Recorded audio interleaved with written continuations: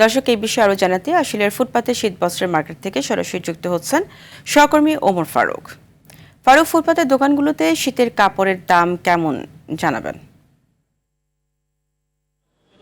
ফারিয়া, আপনাকে ধন্যবাদ। আমি এই মুহূর্তে রয়েছি নবীনগর চান্দা মহাসড়কের পাশে যে শ্রীপুর বাস স্ট্যান্ড রয়েছে, সেই বাস স্ট্যান্ডের পাশে যে শীত বস্ত্রের অস্থায়ী মার্কেট বসেছে, সেই মার্কেটেই কিন্তু আমি দাঁড়িয়ে রয়েছি। তো আপনাকে জানিয়ে রাখি, বড় বড় প্রসাদে যে মার্কেটগুলো রয়েছে, সেই মার্কেটগুলোতে শীত বস্ত্রের দাম একটু বেশি হওয়ার কারণে কিন্তু এই ফুটপাথগুলোতে বেচা কেনা বেচা বিক্রি জমে উঠেছে, বেশ জমে উঠেছে। আপনাকে জানিয়ে রাখি, শিল্পাঞ্চল আশুলিয়ার বেশিরভাগ মানুষ কিন্তু খেটে খাওয়া মানুষ, শ্রমজীবী মানুষ, তারা নিম্ন আয়ের মানুষ, তাই তারা ফুটপাতে কেনাকে স্বাচ্ছন্দ্য বোধ করছেন বলে আমরা দেখেছি। তো এখানে ফুটপাতে মার্কেটের তুলনায় দাম অনেক কম হয়।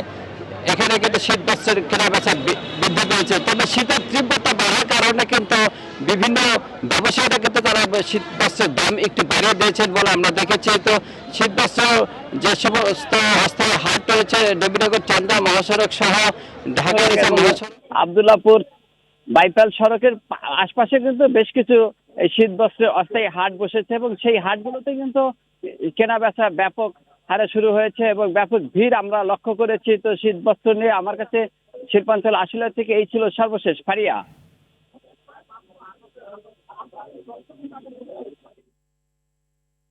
আপনাকে ধন্যবাদ।